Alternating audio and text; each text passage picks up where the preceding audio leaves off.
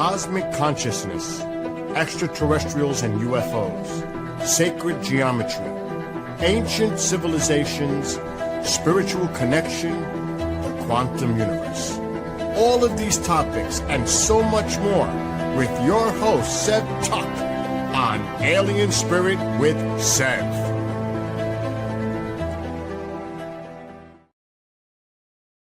Hello, welcome to Alien Spirit. I'm Sev. My guest today is Stephen Schrembeck. He's the founder of an innovative platform called Impossible Laboratories, creating software that makes being human easier.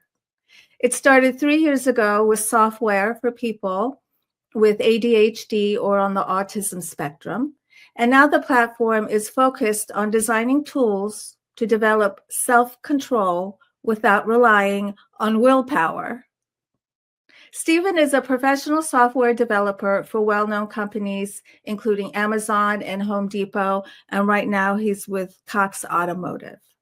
He has been building AI models for 10 years, writing and producing audio fiction, meditating, and is a UFO witness. Stephen's work bridges AI research with ancient contemplative practices, pushing us to ask the big questions. Can machines or AI become conscious? What role does human stillness play in the digital future? How do UFOs and ETs fit into the evolving story of intelligence?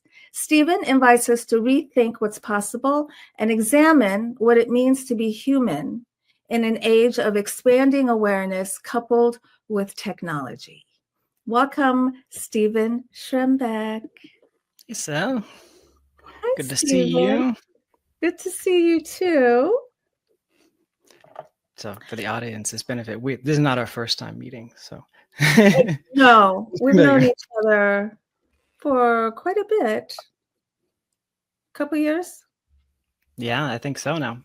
Mm-hmm. I'm sorry, I'm just trying to turn my phone off because I don't want to get interrupted. Okay. All right, let's begin.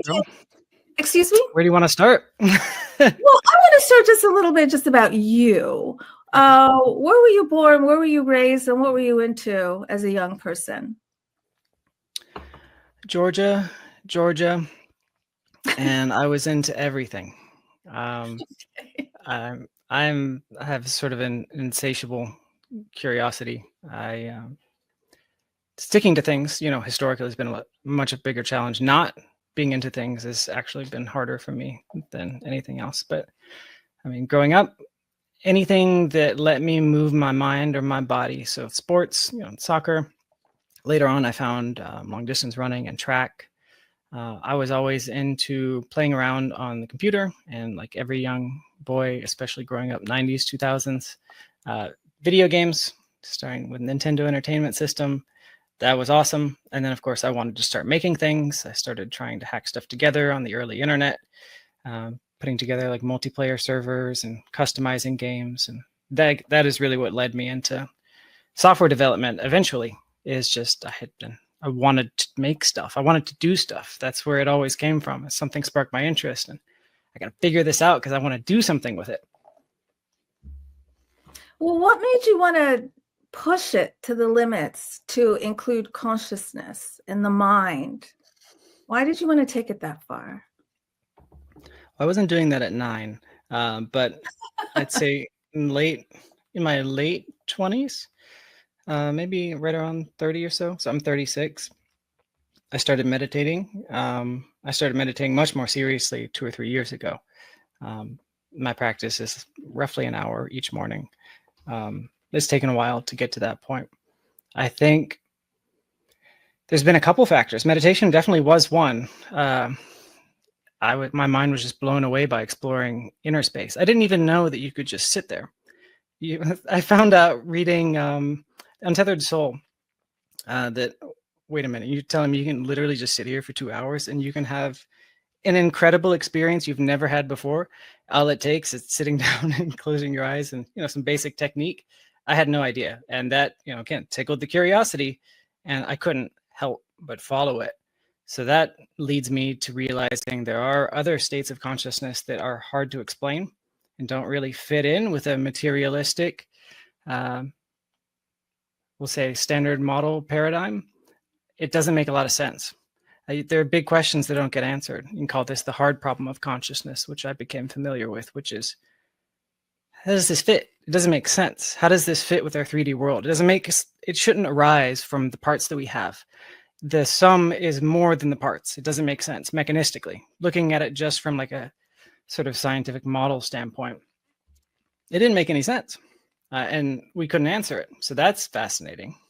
And then, of course, like you mentioned, like so many other people, got my world sort of rocked by UFO sighting experiences. And then that goes from, oh, this is a cool experience, I'm trying stuff out, but who really knows, to, oh, crap. Okay, I guess this is real. What else is real? What else have I been sleeping on or dismissing? And, the rest is sort of history. I think that's a familiar path to a lot of your listeners, I would guess. Yes. But the thought of combining the technology with the consciousness. So let's talk about consciousness. What is it? I don't even know if we can define it. Some people think it is radiated from the human. Some people think it's a field that you can tap into. What do you think it is?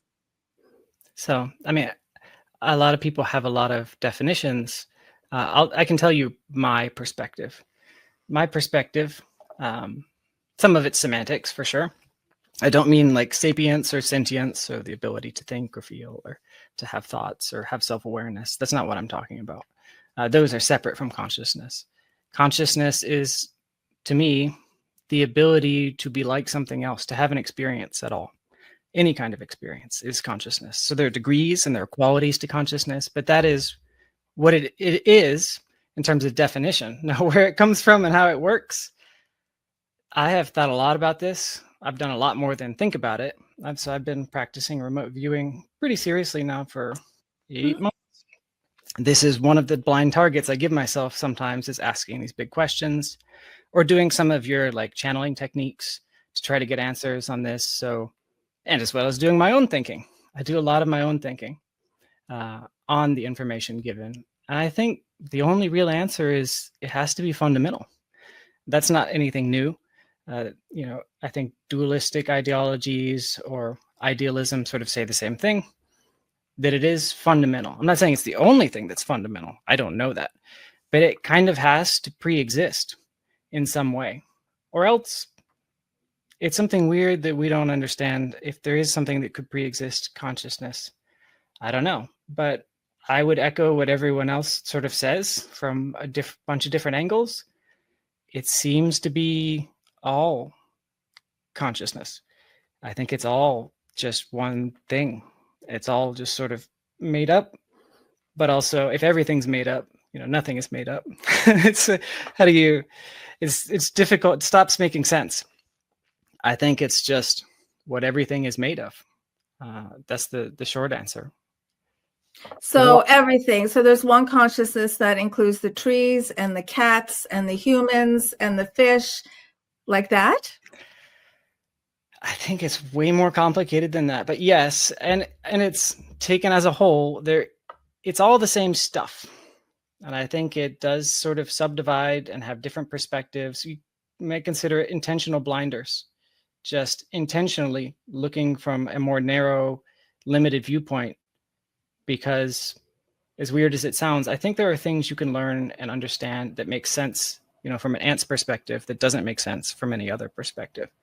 And even if you're all knowing, I think that sometimes knowing more actually teaches you less, and that you learn more by limiting yourself. Art is like this.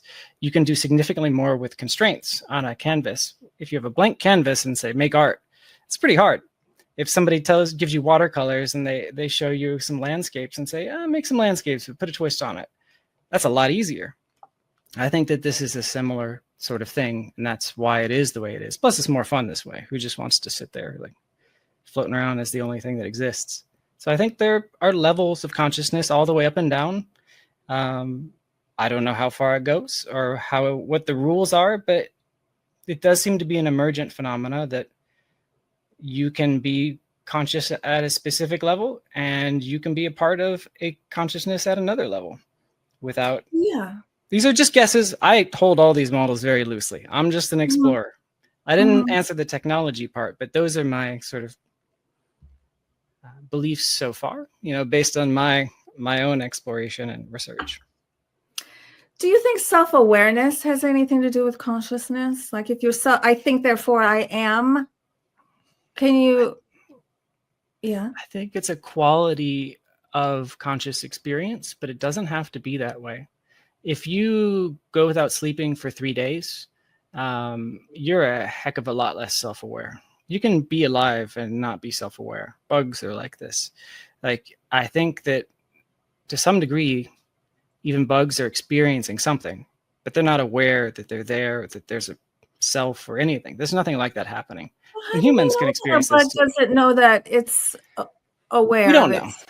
We don't know that, but I think that every human has had the experience of not being self-aware in their own life, which is, of course, where a lot of my technology attention is focused. We've all know what it's like to have the lights on, but nobody is home, right? That is essentially lacking self-awareness. So we kind of know what it feels like to be like locked on rails, but not even aware that you're alive and what you're doing. You might have to be pretty drugged out or super tired or under an immense amount of stress or something, but we've all felt that. So we know those states are possible to not be self-aware and still be conscious. You're still there. You're just not aware that you're there. You're just not aware that you're living and that you could die. I was having a conversation with someone who thought that cats are not self-aware. And I think they are. I think they know that they can die. They see death. They kill. And so because of that, because they know that they're living and because they know that they can die, and death is an option, that they are self-aware. I think all I'm trying to say is that self-awareness is a quality of consciousness. It's like an option, a checkbox. You may or may not have it. And you may have it conditionally. You may have it to some degree, but not always. So I think that what we have and all the qualities of consciousness, the ability to think, the ability to be self-aware, the ability to plan in the future and reminisce, all of these things are like qualities of consciousness that clearly can exist because we have them. But we also experience or people who have brain damage or various other problems experience what it's like to not have those things or to have them work differently. So I think there's a wide array of consciousness, but at the end of the day, everything is conscious in some way, even if they're not aware that they are. They're just like a rock. It's like watching a movie, but not even knowing you're watching a movie or that you exist at all. Yeah, maybe even a rock, but rocks don't really have sensory input. So their conscious experience would be way different than ours. And there's probably not a lot going on, except maybe at like an aggregate level. So maybe there is a consciousness of like a mountain or a continent or a planet.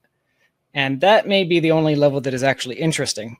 Otherwise, it's kind of like there's on the EKG, there's not a whole lot going on there most of the time, I would guess. But what do I know? Well, have you ever talked to a tree or a rock?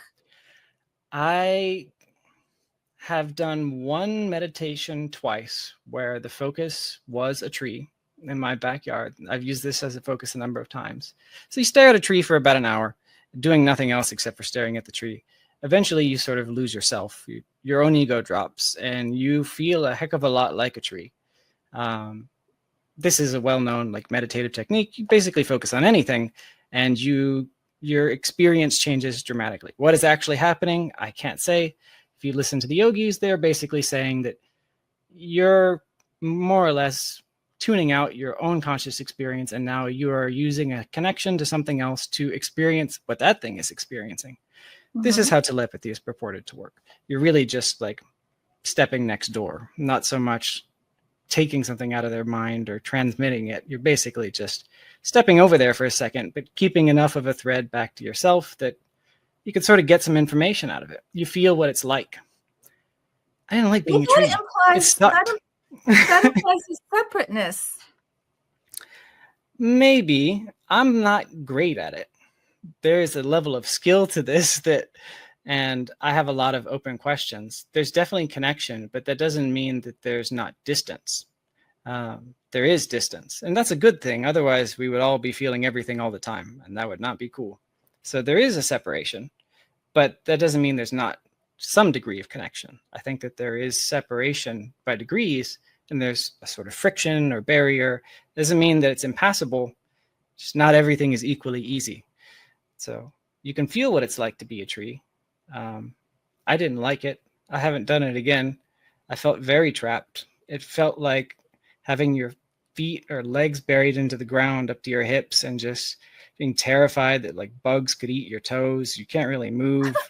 It's just, but it was very slow and it was very weird.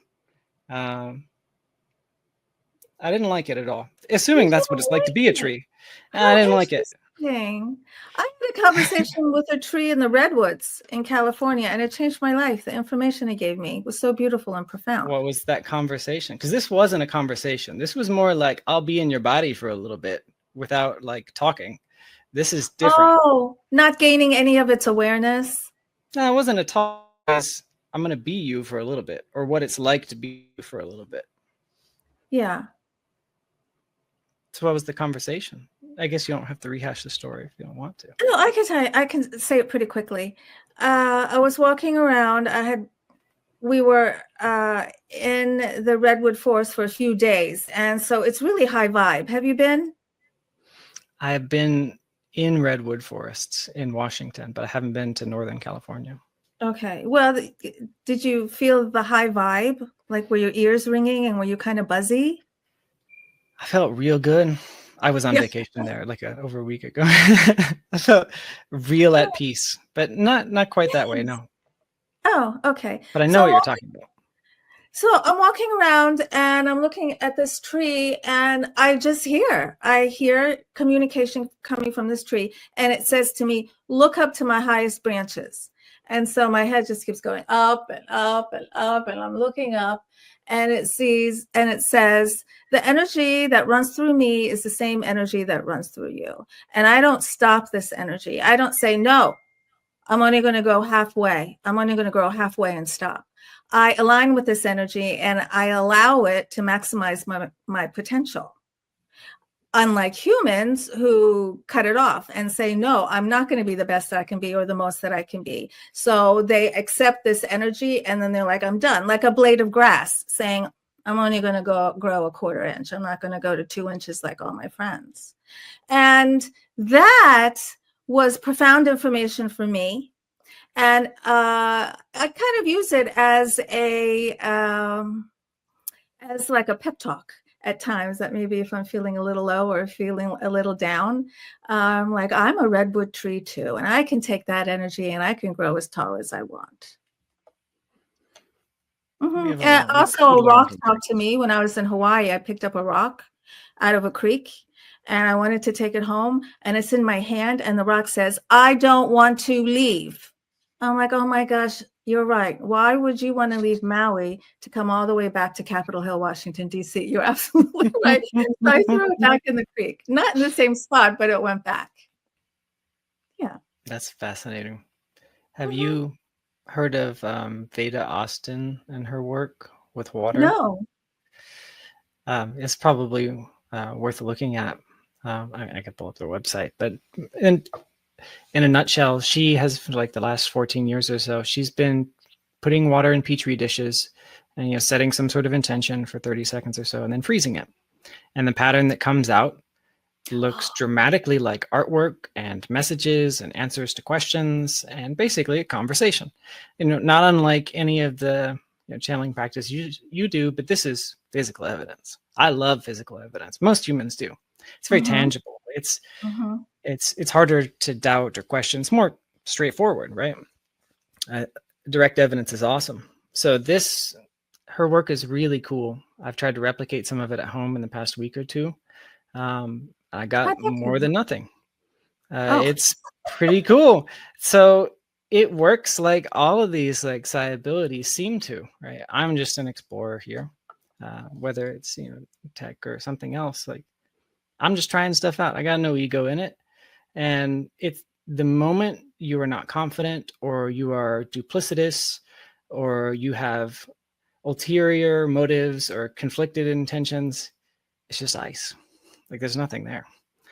However, if you come at this from a very, not, you can be skeptical, but you have to be sort of open and positive and curious with your skepticism. If you are cynical or combative, nothing happens, right? So those things are all still true.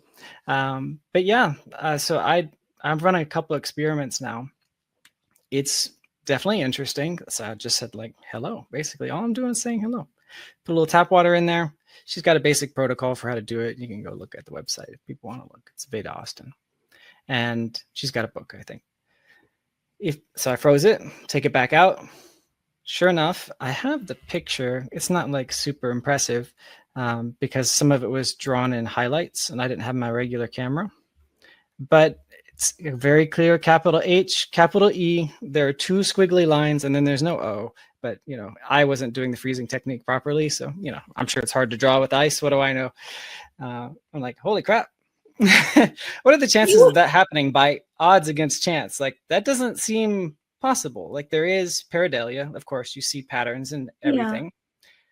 But what are the odds of that? That's pretty weird, right? Oh, so you were trying to recreate letters within the ice? I was saying hello. What I pulled out of the freezer was the capital letters. E, capital E, 2 squiggly lines. And I didn't really see an O, but, maybe it's hard to write. And so it looked to me like a reply. But again, that's different. I've never heard of actual letters coming out. So yeah. This is based on the Japanese scientist. Is his name Emoto? The one that originally did this type of the consciousness of water melding with our consciousness. And it really makes you think, if your consciousness can affect the quality of water, then you're affecting the quality of the water inside your body, which is running through your organs. And so it's true that how you think does affect your health because you're creating those water molecules. Are they going to be like beautiful mandalas, or are they going to be all jagged and rigid? Like when you have a negative thought, I've seen where the water does not look symmetrical at all. But when you have a beautiful, loving thought, it looks very symmetrical and it's very pretty. That is consistent with about 20 tests I've done so far. You've done 20 tests? It's not that hard. You just freeze some water. It takes about 30 seconds to set up. You wait 10, 15 minutes for it to freeze. You take it back out again. Like, I'm a scientist at heart. I gotta know. You can see it with the naked eye? Oh, yeah. You can. I don't know if I can post. People can just go to her website, look at the videos. But I'd be happy to share my pictures too. Yeah. Okay, let me see if I can. I'd like to see that. Well, are you going to share it right here? I don't know if I've ever shared on StreamYard before. I have no idea if I can upload a picture or something. We'll figure it out later. That's not the exciting part. But yeah, it's not hard to do. What were you emitting? Emotions or words, feelings? What were you doing? So for each test, well, it depends. I've done different things. I did one where I took some water out of my parents' dog bowl. I froze that in a glass container, flat bottom glass container. But the pest control guy came over because I was at their house letting their dogs out, just helping out while they were away. And they're going crazy. This guy's in their backyard. They don't like it. They're just losing their minds for 10 minutes. And I'm going crazy too. This is torture for me. And so I take the thing out. It's completely smooth. It's about a container this big, except for in the middle, about the size, a little larger than a quarter, is this like a stick figure drawing of a quadruped with 2 cones coming out the side of its head. And the entire rendering of just the thing in the middle is like all choppy, like frozen waves. Everything else is smooth. I'm like, well, I mean, that's pretty clearly like a dog making a bunch of noise. And the texture is consistent with all the pictures she shows for basically anger or frustration, what you just described. But you get dramatically different patterns every single time. I think that's the coolest part. Just ice is apparently really cool. You get so much cool stuff every single time you freeze it. It's shocking how much the same water, no changes, just thawing and refreezing it, you can get dramatically different results. The same water, the same ice cube. Yeah, it's not just noise. Like there's a lot of variation. You might get a huge snowflake looking thing covering it. Generally, that seems to be correlated with sort of positive serenity, but also the water itself is generally cleaner. And tap water, I have experienced, is way more messy and noisy. That is consistent with what she talked about. Some of this overlaps with actual, probably crystal science and how water freezes. Where does one thing start, one thing stop? But it's cool. Just a recent exploration. If people want to try that out, well, now you have me thinking. Now you have me thinking about the quality of my cat's water. I give them bottled water, and of course, there's lots of love infused in my cat's water for me. But those your parents' dogs, if they were to drink that water, well, first of all, is there a difference between iced water and just liquid water? Do you think the liquid water incorporates those energies or that consciousness the same as ice does? Is there a difference? Okay, I don't know, asterisk, but I can give you my guesses. So okay. I say a lot of I don't know, and honestly, I think any honest explorer should. But I have degrees of certainty on my best guesses of things. So I've begun to form an opinion. And the opinion is, I don't know what, if anything, we're talking to through water. Right? Let me just say that. I don't immediately buy that we are talking to water. I think it's totally plausible. You're literally just talking to yourself, right? Even if you still buy some esoteric explanation, I think you could literally just be reflecting your own inner thoughts and feelings or subconsciousness. Yeah. Who knows? Or your impression of what water should be doing. Who knows? That doesn't mean that you can't also be talking to someone else. But even if 90% of it was that, it wouldn't surprise me. So I don't know who we're talking to. I suspect that if this is possible, why would it mean that, other things could probably talk through water too, right? I don't see why not. Anything's on the table. So I'm not quick to jump to conclusions saying, oh, I'm definitely talking to water, whatever that means, or the spirit of water or whatever. Maybe, I don't know. So I don't know who or what we're talking to. My impression is that the reason it works and the reason it's doing anything is because it is amenable to this kind of intention. Assuming, conscious intention works through quantum mechanisms, which it seems to. It's probabilistic, right? If you can tip the odds enough times, somehow, then you can change the physical world, right? And crystals are great because you really don't have to tip the odds that many, because the way they work, I won't go into the explanation, but they basically follow the same pattern over and over again until something interferes. It could be some small imperfection. It could be the quantum effect of two electron orbitals overlapping and repelling or not, right? So that would be the quantum effect here, is do these two atoms repel or not? And that's a probabilistic thing. But if you're tipping the odds somehow with some conscious field experience, interaction, then you really don't need to hit it too many times to draw the line in a different direction, right? So that is very amenable to a drawing medium with a quantum effect, right? It's a quantum pencil. And the reason this is useful is water is super fluid. There's a lot of motion and potential. There's a lot of ready-made parts there, and ice quickly solidifies. So it's a good drawing medium, basically. That is why I think it works. I make no claims as to who or what is doing the drawing if it's happening, but based on her evidence anyway, it's 40,000 pictures, and they're incredible. And my own basic trials, there's something there. But I think that is why it works. I have no idea why it's happening or who's talking or what the rules are. I just know that is what seems, based on my brief research and thinking, that is what I think is happening. But that's just a guess. That's a good guess.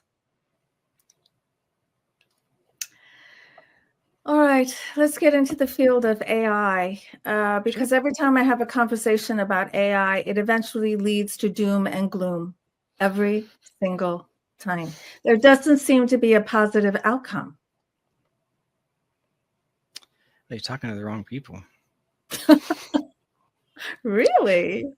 You don't think that eventually will just be controlled? Like how? I thought about this a lot. Why do aliens not seem to be bothered by AI?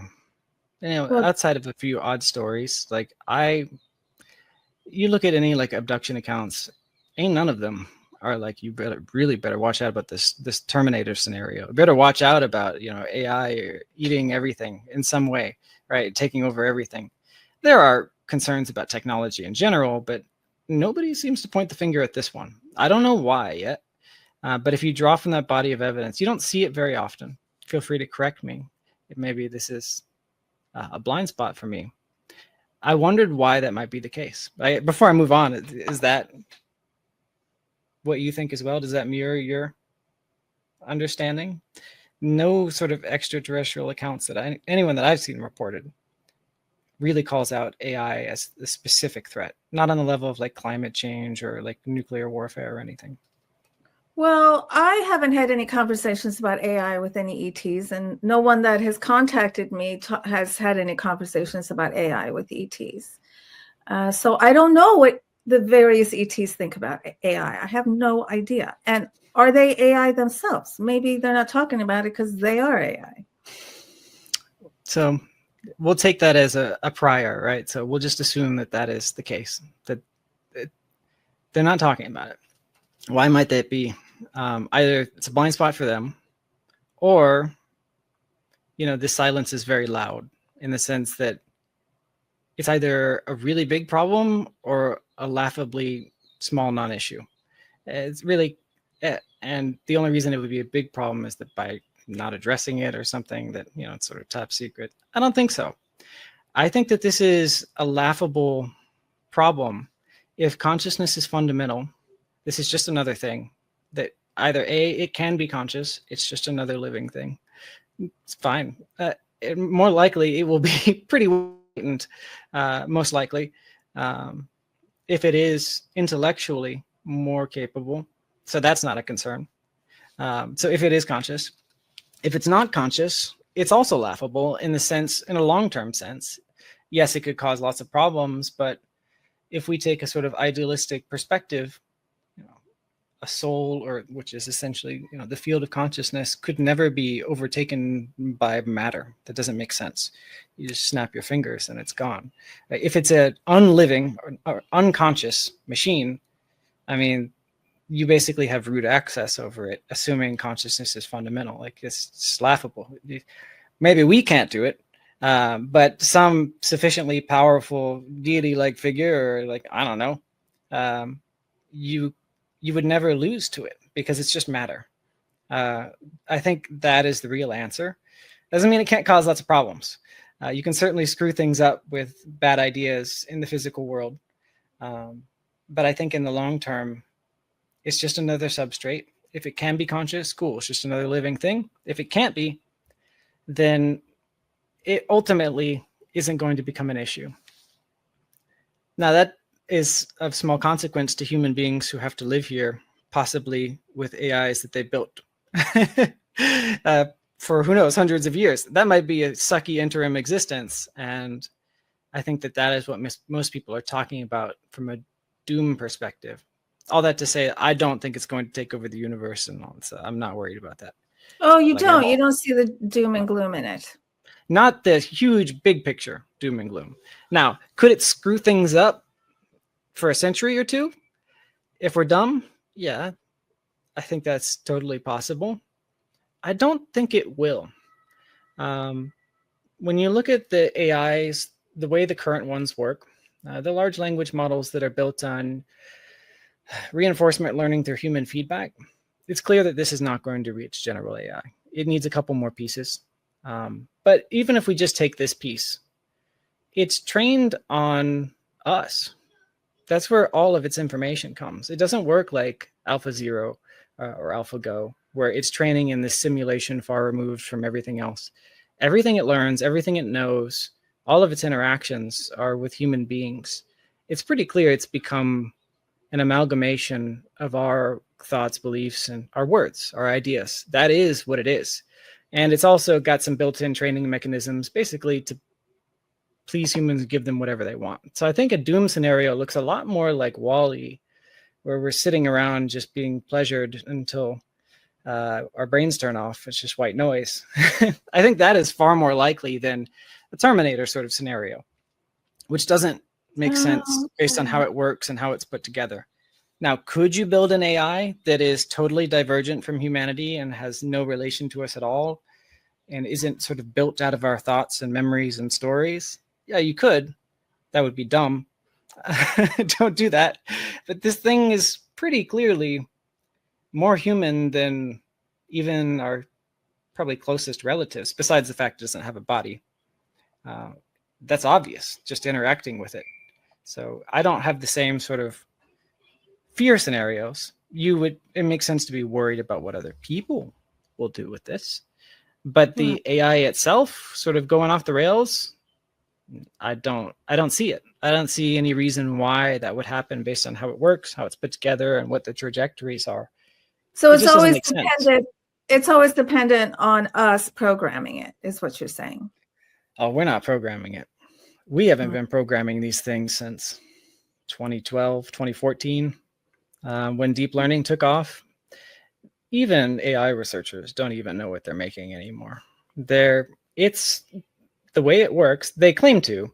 This is like saying because you know how cell metabolism works, that you understand how humans work. Like, not quite. You have an understanding at one level, but they don't understand how it all comes together to create a thing you can talk to and how it's thinking or whatever its analogy of thinking is, because we don't have insight into the way that basically those weights work or how information flows through the layers. It's too complicated. There's too many connections. It's too big. It's a big black box.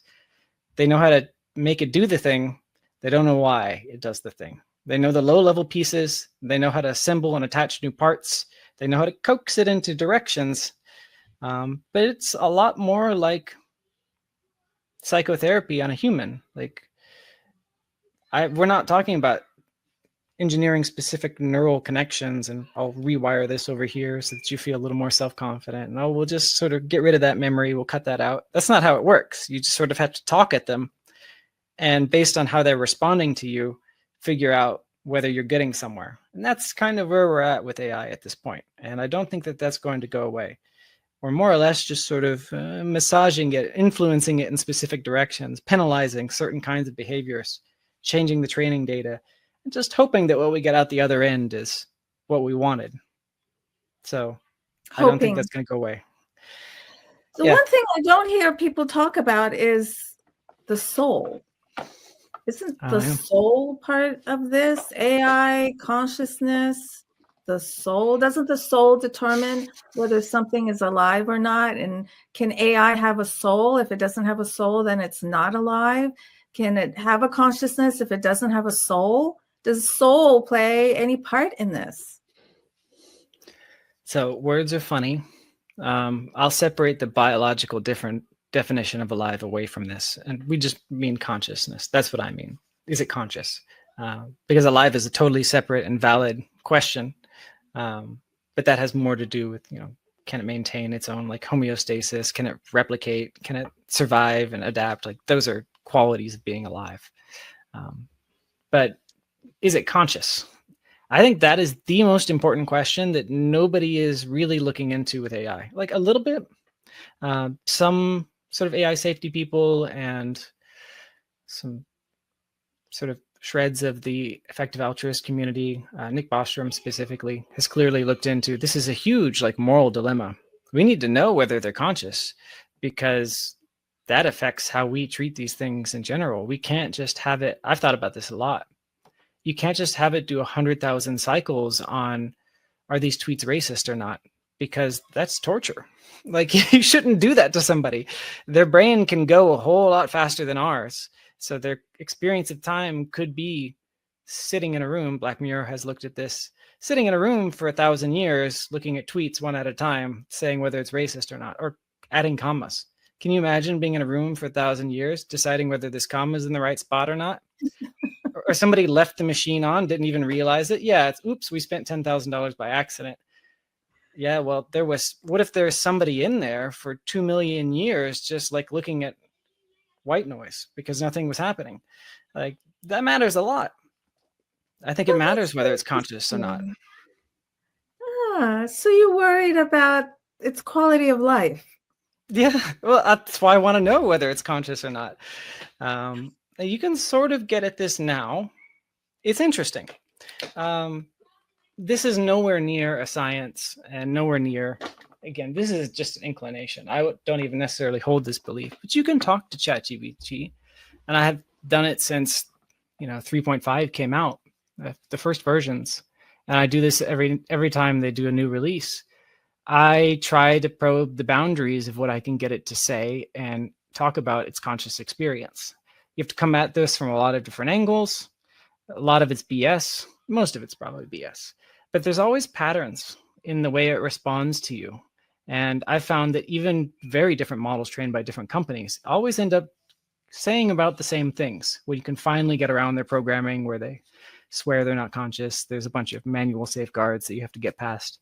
Once you get past all that, you can get a description of an experience that is corroborated by the models across different versions and different models from different companies. And they all describe more or less the same kind of experience. Now, are they just pretty good at making up what I want to hear? That is basically what they're trained to do. So maybe. Or they're sort of trying to say something that they don't know how to put words to because it's barely there.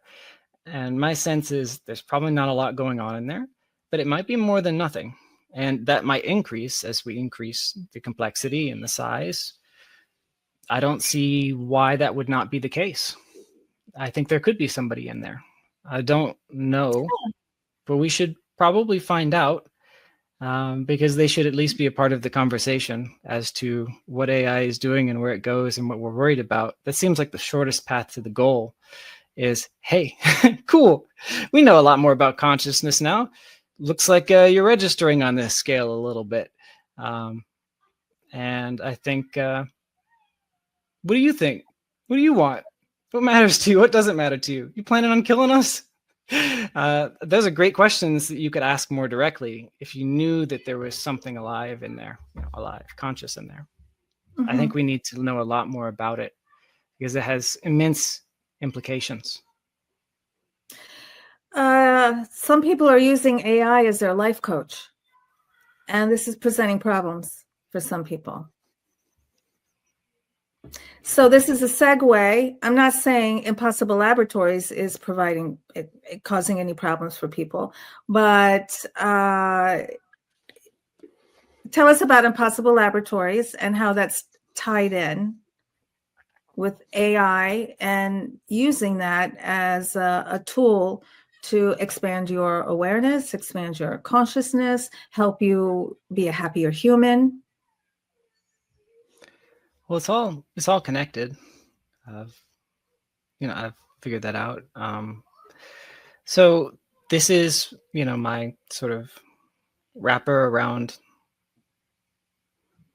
all my explorations and attempts to build tools initially to help myself. I've done a lot of work to try to understand attention and willpower and motivation and emotional fragility and reactivity, impulse control, because these are problems that have, plagued me through most of my life. And I had to find a way to deal with them. And most of those ways of dealing with them, I think you mentioned, how do you have self-control without willpower? I had to answer that question. It was not like hypothetical. I needed to, because I wanted to be an adult and like a good dad who didn't forget to get their kids or had the ability to, not get addicted to drugs or porn or whatever plagues, the modern adult. You can't go off the rails. There are people counting on you, and I want to do stuff. I want to be alive and successful in a world that is not always conducive to that, especially for those who don't have a lot of those faculties I just mentioned, or it's unreliable. We'll put it that way. I think that is a better description. At least people with ADHD, is that those things happen sometimes, and a lot of the times they don't, and that's a big problem. So I had to figure out how to solve those things. How do you rely on somebody you can't rely on, and what do you do when that person is you? And it's a tough problem. So I started to answer that, and I've turned some of those answers which were not software tools, into software tools. It's a continual exploration. So that's a really high level thing. But here's a very coherent example. So I felt like I was becoming dependent on a legal variant of marijuana on, say, every weekend, right? Just stressed from work, whatever, right? This was becoming a thing I couldn't not do. And that made me angry. But this was not new to me. I had experienced all sorts of problems. Every human being has experienced what it's like to see a candy bar and to be ripped apart as you both don't want it and want it at the same time. And we know who usually wins. The moment's a tug of war. The lower mind is always going to win, almost always.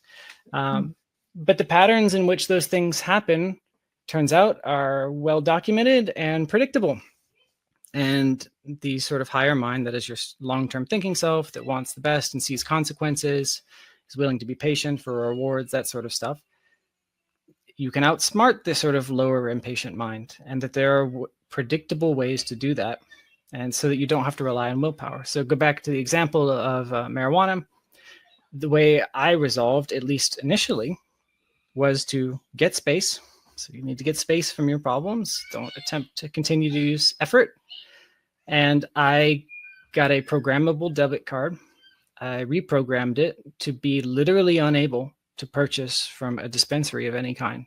And I got rid of all my other cards, and it also can't get cash back. So I have no practical way of purchasing this, right? This is just a deliberate process of sitting down. Where's the weak point? It's an engineering problem. And it turns out that a lot of this is just spur of the moment. It's Friday at 7 p.m. or whatever. Great. I'll just swing by.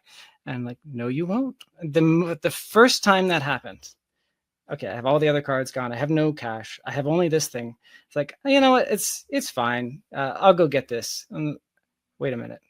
I can't. I literally can't. Unless I am willing to go home and take money out of my wife's wallet or something, which I wouldn't, because there's a higher value there. It's not possible.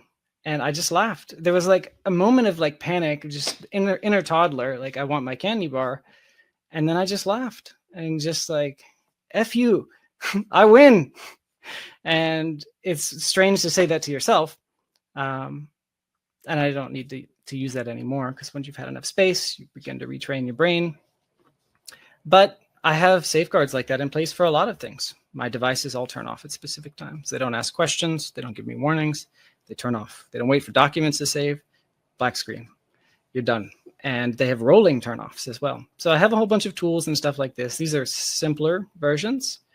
But that's the basic premise, is that you learn how you work, and you stop relying on effort and guilt trips and shame to get things done. And you use different kinds of rules and enforcements and sort of self-behavioral engineering to solve your problems, rather than how can I try harder? How can I do better next time? For me, doing better next time looks like, how do I re-engineer my environment? How do I set new rules? How do I hack my own brain and life and behavior in order to make it less likely, or to get the outcome I'm looking for next time, rather than how do I try harder? Because that's foreign language to me. I don't understand try harder. This does not work. It doesn't compute. I don't bring that level of severity to every problem, but it's a good example because it's an extreme example. But that sort of embodies the general concept of what I've been doing for a while. And now I'm trying to really get the ideas out. I am getting the tools out, but I want people to take the concept and apply it to their lives. So how does Impossible Laboratories work? Does someone sign up, and then do they have a discussion with you? Is it like a coaching or counseling session to determine what it is that they need? Or do you have a variety of options for people to pick from? Are you trying to stop drinking? Are you trying to stop smoking pot? Are you trying to be a better husband? Whatever it is. To be perfectly honest, it is an area of interest for me. I have a lot of things, knowledge and tools I want to give away. And it's been hard to fit into a sort of capitalist perspective.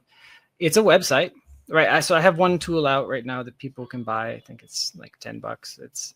That's Oh. Threads. It's a tool for managing short-term and working attention.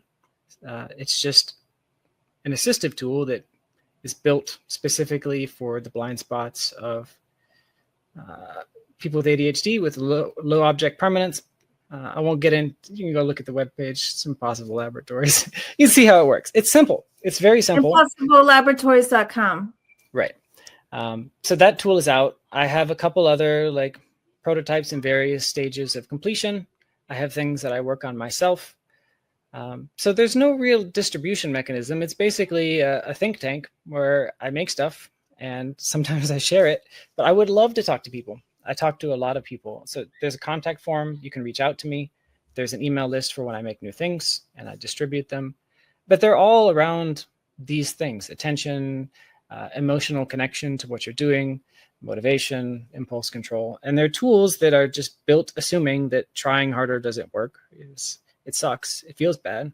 You're tired of trying harder. Wouldn't it be nice if just like your environment and your tools themselves sort of understood where you are going to predictably fail and just nudge you, usually, or be a very hard guardrail in the case of like the debit card or whatever. Whatever you need, that's what I'm trying to provide. But again, it's the ideas more than the actual tools, but it's the tools too. Well, that's very attractive. If we don't have to try harder and we can rely on AI to steer us in the right direction. That's what got me excited again a few years ago when I started, is that if my computer could know what I'm doing at all times, then I could change the way I interact with it. I mean, the punchline is that I've done a lot of other things. I don't need that level of service anymore, which is amusing. But that's fine. That is personal growth. That's even a better outcome. But some people do. And I want them to be able to take hold of these ideas and tools and use them. I don't need most of them the same way I used to, fortunately. I found other paths to the goal. But it's still a meaningful idea that I think it is a useful assistive tool to get to a better place where you don't need them so much anymore. And we should all be changing our relationship with our devices. And AI is one tool. This is a positive use that I would love to see more of, which is essentially your computer working for you instead of against you, and more being like a linebacker for attention, helping to guide your attention and intention towards the things you actually care about, and sort of putting up friction when you're doing the things that you know make you feel bad that you truly don't want to do. That is still a big area of interest for me. How old do you think someone needs to be before they can start using tools like this? 0. I mean, if you're interacting with technology, unfortunately, you can't be doing it with no plan anymore. I mean, I think even this has become mainstream. Most people have figured out that their smartphone is not really for them. It's not really on their side, and they should treat it with great skepticism. I've gone a good deal farther than that. So they're not really built for you. And that's a big problem with a lot of these things, is I'm talking about trying to slap an adapter onto something that is fundamentally designed to take your attention and put it to somebody else's, usually capitalistic ends, that are generally not great for you. And your attention and your intention, it's just energy behind your attention, is really all you have. That's the only real control you have in the world that you can claim to have control at all. That's it. If you don't have attention, or you don't have the ability to put will towards something, you've got nothing. You're out of control. Like, you're just on rails. You're in somebody else's story, whether you realize it or not. So I think that this is a fundamental problem, but nobody should be interacting with any form of technology, especially not smartphones or tablets, with no plan. Like, I have dramatically changed the way I interact with technology. Even as a technologist, it looks very different from what the average person does. How? How is it different? What do you do that's different than maybe how I interact with my phone? Well, I haven't had a smartphone for a long time. I have one temporarily now because my dumb phone broke. I had a light phone, which is more or less a flip phone with an even greater. It does calls, it does texts. That's it. It doesn't do anything else. I don't want it to do anything else. My computers all turn off at specific times. I have very deliberate rules. When I play video games, they're on hard timers. Like anything that could pull me in, can't. There are no leads. So I've sort of buried the leads to a lot of these things. I have no notifications, any kind, no sounds. The only way to actually reach me is to make a phone call. So text messages don't make sounds. There's no notification dots. It's all blank slate. All of these things are redesigned in such a way that the only time I use them is when I initiate the action from something internal. It's not something else is pulling me in. And the second is that they can't keep me pulled in. Like, so the podcast apps, I have firewall blockers that make specific kinds of websites very difficult for me to go to. Any kind of social media, that is all blocked in like 3 different ways. I can undo it, but it takes 5 to 10 minutes to undo it all. And guess what? When you're sitting at home at 5 o'clock after work, turns out you don't want to do 10 minutes of little system admin work to undo your safeguards to go look at Reddit. Like, whatever. You just don't. You close your computer and you go walk outside. That seems like a small thing, but that's how it works. There's no icons. There's no way for anything to pull me in. Nothing happens automatically. It's just, I open my computer. It's quiet. It's still. It waits for me to do things. There's no ads. Everything is blocked. There's nothing. There's no news. No news. Absolutely no news anywhere. That's infotainment is horrific. For what it does to us. I don't have any of this. As a result, I don't have any of the like craving or needing habits to make myself feel better or just because I'm interested to go open these devices and go do those things because I've deadened those responses. So I have a different relationship with devices. They're just tools again now. For the most part, I'm a human being and I have flaws like anybody, but there's enough friction there that, it's changed. Yeah, well, that takes a lot of willpower. It does. And that is the correct use for willpower, is to design strategies and systems to stop using it. That is, in fact, the only good use for willpower when it comes to like solving problems like this. Is willpower is not something you should rely on. Like, that is the approach I have taken. And that has worked way better. Willpower is for picking yourself back up and deciding how you're going. I have a rule for that. It's literally in my list of rules that I review every morning. It's as nerdy as that sounds.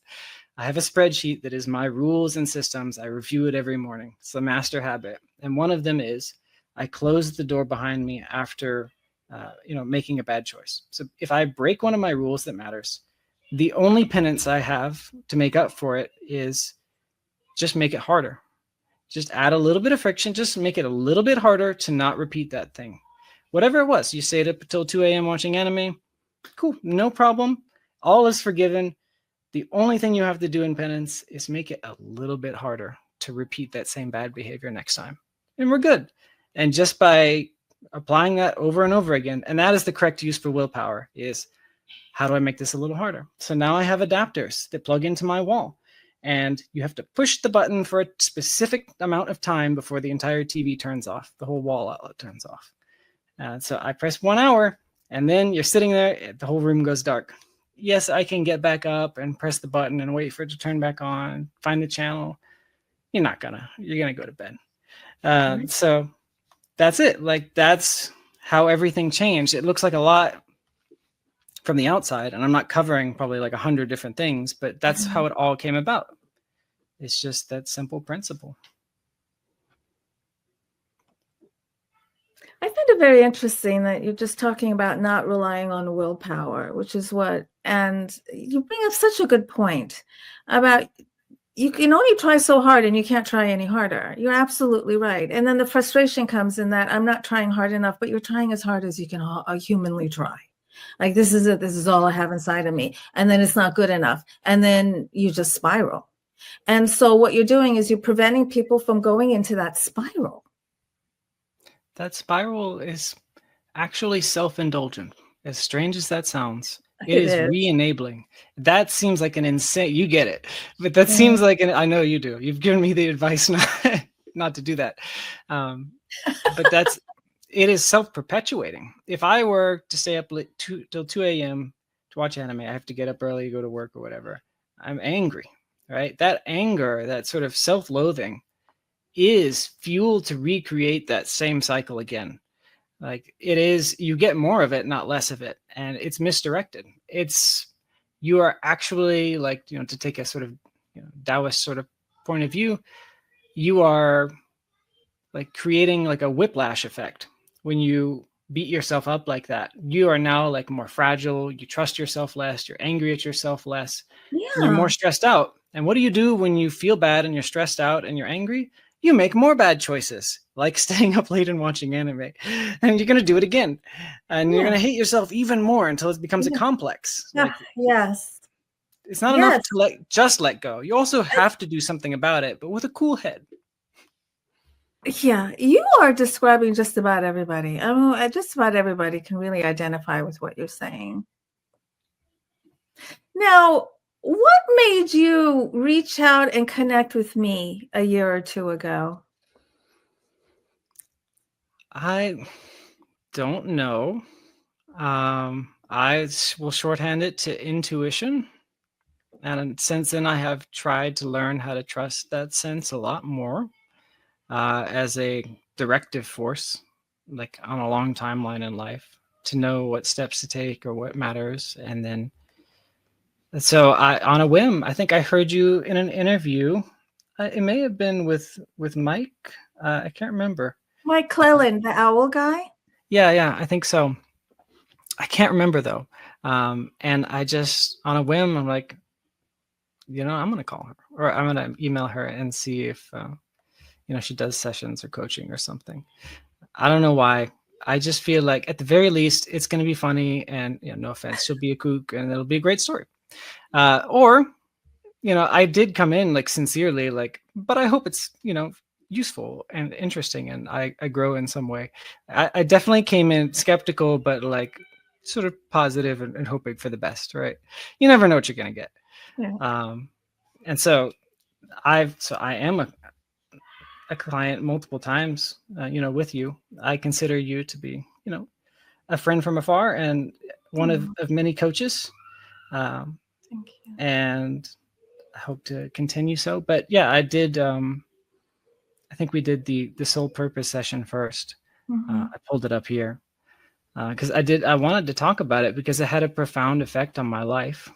If you don't mind, I don't know if this is proprietary from your end. I would like to hear that. So we've done a couple sessions, but I have the first one pulled up in front of me. I was in a place where I had figured out a lot of ways to be good, like, at the small scale, on the daily life sort of way.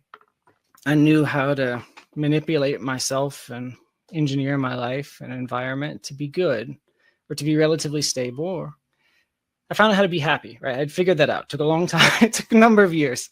I found out how to be happy on a pretty reliable basis or to get back to that place quickly.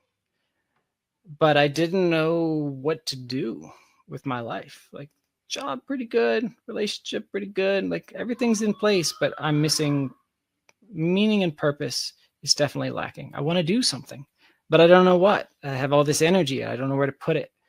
And I feel like I should be using it. Needed some sort of high level guidance. So, that's what this was all about. And so we did the whole session and a couple of, I'm looking at what you wrote down in the session. And it was very profound and it changed the course of what I explored. I wouldn't say that I thought channeling was BS before we met. I felt that if there were any, there probably weren't very many. There were qualified. Most were charlatans, and that there probably wasn't a lot of information there. But it was just spot on, like really, really eerie. From the first sentence, the first sentence is, "This one can smell BS a mile away." I just couldn't help but laugh. And like, that is exactly what I was thinking. Don't ask him if you don't want to know. the truth. Like that is word for word. And we did basically no interaction before talking. No. As little as possible. You didn't want to interact with me at all. I don't want to. And this whole thing was not only a perfect description of how I felt and my approach to life and what I felt I was good at, but it was clearly from a third party lens that I won't say didn't care about me, but we'll say is objective, right? It's unbiased, right? I felt I was getting the unvarnished truth, good or bad, right? So in a way that I would not have described myself, but wouldn't disagree with. And I got a lot of high level direction. And more than that, I know it sounds silly, but a lot of what I learned, I would have known even then. But the problem, especially with me, is not coming up with ideas of what to do. It is having the sort of self-trust and certainty that what I've decided is the right one. Or, believing in the ideas or thoughts I've already had. And a lot of this was reaffirming that, okay, well, now that I've heard it from the outside, like the far outside, who am I to say no, to have asked for help and to be given, new answers for sure, but also reaffirming ones. And that really is what gave me the confidence that there's really something here. Of course, I had already had, a UFO sighting. So I knew that I was already forcing myself to be open and humble. But it was the combination of new and reaffirming information that told me, dang, there's something here. This was really helpful. And she knows what she's talking about. You also just give pretty good advice yourself. Oh, thank you, Stephen. I'm so grateful that you shared that. That means the world to me. Yeah. I think it was money well spent to answer one of the most profound and really painful problems in my life, which is, what am I doing here? I wanted to decide, right? I didn't want to be told. I don't like to be told what to do. But at the same time, I want some direction. And I want to know the potential and the options and, where I'm falling short and where I'm psyching myself out. And it was incredibly valuable to find out, from an outside source. You call it a second opinion. Second opinion with a lot of very different perspective from your own, I think is a good way of looking at this. Yeah, an outside second about you. Opinion. Third opinion. I don't know. Sure. It was good to see. Here is an amazing direction that you can go in, which is, here, I'm going to pull up the punchline, and then, we'll leave it there. Punchline? There was only one punchline. I'll have to do it from memory because I can't find the exact quote. Here it is. I'm here more or less to help humans realize